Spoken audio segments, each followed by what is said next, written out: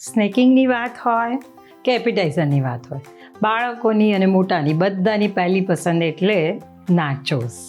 તો ચાલો જોઈએ રેસ્ટોરન્ટ જેવા જ નાચોસ ઇઝીલી ઘરે કેવી રીતે બને.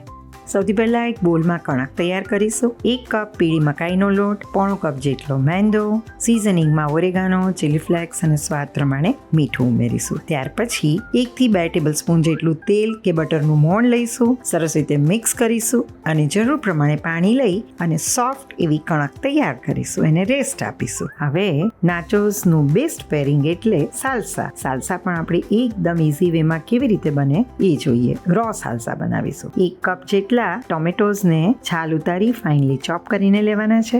1/2 કપ ઓનિયન ફાઇનલી ચોપ કરેલી, 1/2 કપ કેપ્સિકમ ફાઇનલી ચોપ કરેલા અને 1/4 કપ જેટલી કોથમીર પર્ટિક્યુલરલી દાંડીવાળો ભાગ આવે એને લેવાનો છે. ત્યાર પછી એક લીલું મરચું રિંગ કરીને લઈશું. સિઝનિંગમાં ઓરેગાનો, ચીલી ફ્લેક્સ, કેચઅપ ઉમેરીશું. સ્વાદ પ્રમાણે થોડું મીઠું લઈશું. સરસ રીતે એને મિક્સ કરી લઈએ. If you wish you can drizzle with 1 tablespoon of olive oil also. તો રેડી છે રો સાલ્સા. હવે જે કણક તૈયાર કરેલી હતી એને મીડિયમ થીક એવી રોટી વણવાની છે. એને ફોર્કથી બ્રેક કરી લેવાની છે અને પાઈ શેપમાં નાચોસની ચિપ્સને કટ કરી લેવાની છે. હવે આ નાચોસની ચિપ્સને ડીપ ફ્રાય કરવાની છે. એના માટે આપણે લઈએ છીએ ફોર્ચ્યુન રિફાઇન્ડ કપાસિયા તેલ, જેમાં કોઈ પણ ફરસાણ તળશો તો લાંબો સમય સુધી એની ફ્રેશનેસ જળવાઈ રહે છે. તેલ ગરમ થાય એટલે નાચોસની ચિપ્સને ક્રિસ્પી એવી ફ્રાય કરી લઈશું. નાચોસ સર્વ કરવા માટે એક પ્લેટમાં ચિપ્સ મૂકીશું.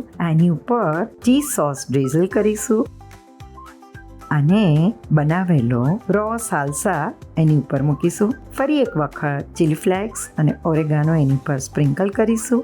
ઓલિવ્સની રિંગ મૂકી અને સરસ મજાના ટેસ્ટી યમી નાચોસ સર્વ કરીશું.